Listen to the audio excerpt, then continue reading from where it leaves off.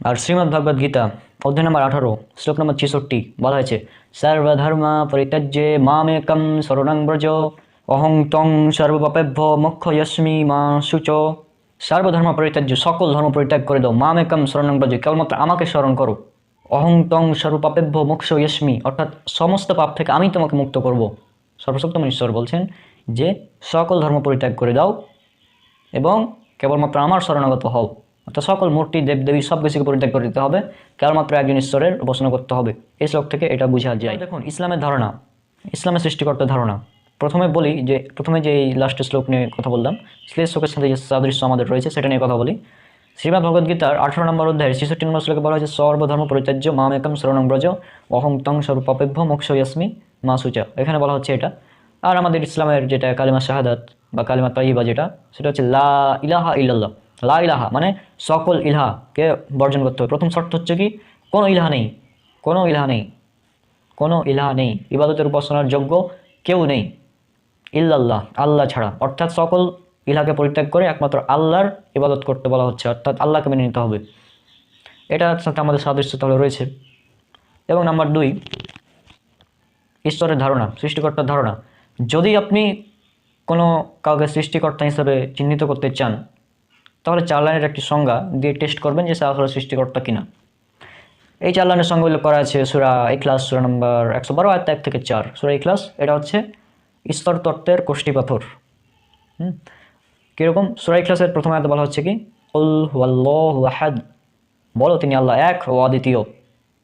আল্লাহুস সামাদ, আল্লাহ অমুখাপেক্ষী। লাম ইয়ালিদ ওয়া লাম ইউলাদ, তাকে জন্ম দেওয়া হয়নি এবং তিনিও জন্ম নেননি, তিনি কাউকে জন্ম দেননি এবং তাকেও জন্ম দেওয়া হয়নি। ওয়া লাম ইয়াকুল লাহু কুফুয়ান আহাদ, কোনো কিছুই তার সমতুল্য নেই। তাহলে এই 4 লাইনের সংজ্ঞাতে বলা হচ্ছে যে আল্লাহ সুবহানাহু ওয়া তাআলা তিনি এক ও অদ্বিতীয়, আল্লাহুস সামাদ অর্থাৎ তিনি অমুখাপেক্ষী এবং সবাই তার মুখাপেক্ষী। লাম ইয়ালিদ ওয়া লাম ইউলাদ, এবং তিনি কাউকে জন্ম দেননি এবং তাকেও জন্ম দেওয়া হয়নি। ওয়া লাম ইয়াকুল লাহু কুফুয়ান আহাদ, তার সমতুল্য কিচ্ছু নেই। তাহলে এই 4 লাইনের সংজ্ঞার সাথে আমাদের হিন্দু ধর্মের যে শ্লোক সেগুলো তো মিলছে খুব ভালোভাবে। আর শিরকের ব্যাপারে, অর্থাৎ মূর্তির উপাসনা বা অন্যান্য আল্লাহ ব্যতীত অন্য কারো উপাসনা, এটা হচ্ছে শিরক। আর এই শিরকের ব্যাপারে আল্লাহ সুবহানাহু ওয়া তাআলা বলেছেন সূরা নিসা সূরা নম্বর 4 আয়াত নম্বর 48 এবং সূরা নিসা সূরা নম্বর 4 আয়াত নম্বর 116 বলা আছে, আল্লাহ সমস্ত পাপ ক্ষমা করে দেবেন, যাকে ইচ্ছা সমস্ত পাপ ক্ষমা করে দেবেন, তবে তার সাথে শরীক করাকে তিনি ক্ষমা করবেন না। আল্লাহ সুবহানাহু ওয়া তাআলার সাথে শরীক করাকে তিনি ক্ষমা করবেন না, এটা আল্লাহ সুবহানাহু ওয়া তাআলা বলেছেন। আর যে ব্যক্তি শিরক করে তার জন্য আল্লাহ সুবহানাহু ওয়া তাআলা জান্নাত হারাম করে দেবেন, উল্লেখ করেছে সূরা মাইদা সূরা নম্বর 5 আয়াত নম্বর 72।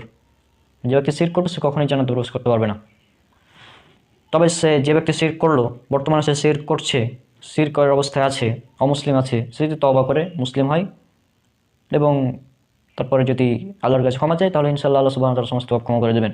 আর আল্লাহ রাসূল সাল্লাল্লাহু আলাইহি ওয়াসাল্লাম বলেছেন, উল্লেখ করা আছে সহিহ বুখারী হাদিস নম্বর 1358, যে প্রত্যেক শিশুই দিনুল ফিতর অর্থাৎ ইসলামের উপর জন্মগ্রহণ করে, পরবর্তী তার পিতামাতা বা আত্মীয় স্বজন তাকে ইহুদি, খ্রিস্টান বা মুশরিক, মূর্তি পূজারী ইত্যাদি বানায়। যে সাদৃশ্যটা আমরা দেখতে পেলাম, কুল হুয়াল্লাহু আহাদ, বলো তিনি আল্লাহ এক ও অদ্বিতীয়, সূরা ইখলাস সূরা নম্বর 112 আয়াত নম্বর 1। একই কথা বলা হচ্ছে কি, এক্কামি ওয়াদাতিয়াম, ছান্দোগ্য উপনিষদ অধ্যায় নম্বর 6 সেকশন 2 পরিচ্ছেদ 1, এখানে বলা হচ্ছে একই কথা। লাম ইয়ালিদ ওয়া লাম ইউলাদ, আল্লাহ তাকেও জন্ম দেওয়া হয়নি, তিনিও জন্ম নেননি। শ্রীমদ্ ভগবদ্গীতা অধ্যায় 10 শ্লোক নম্বর 3, যিনি আমাকে জন্মরহিত হিসাবে জানেন তিনি কেবল সমস্ত পাপ থেকে মুক্তি লাভ করবেন। জন্মরহিত অর্থাৎ ঈশ্বর জন্মগ্রহণ করেন না। তারপরে কি, ঈশ্বরের কোনো বাবা মা নেই, পিতামাতা নেই। উল্লেখ করা আছে শ্রীশাস্ত্র উপনিষদ অধ্যায় নম্বর 6 শ্লোক নম্বর 9, বলা হয়েছে কি, না চাষে একাশিস জানিত না চাঁদিপা, তার কোনো জনক নেই, তার কোনো পিতামাতা নেই, তার কোনো অভিভাবক নেই। লাম ইয়ালিদ ওয়া লাম ইউলাদ ওয়া লাম ইয়াকুল লাহু কুফুয়ান আহাদ, ওয়া লাম ইয়াকুল লাহু কুফুয়ান আহাদ, অর্থাৎ তার সমতুল্য কোনো কিছুই নেই। একই কথা বলা হয়েছে যজুর্বেদে অধ্যায় 32 শ্লোক নম্বর 3, না তস্য প্রতিমাস্তি যস্য নাম মহাদর্শ, অর্থাৎ মহান ঈশ্বরের তুলনা করার মতো কিছুই নেই। একই কথা বলা হয়েছে শ্রীশাস্ত্র উপনিষদ অধ্যায় নম্বর 4 শ্লোক নম্বর 19, মহান ঈশ্বরের সাথে তুলনা করার মতো কোনো কিছুই নেই, তার কোনো তুলনা নেই। তাহলে এই ছিল সংক্ষেপে ইসলাম এবং হিন্দু ধর্মের সৃষ্টিকর্তা সম্পর্কে ধারণা।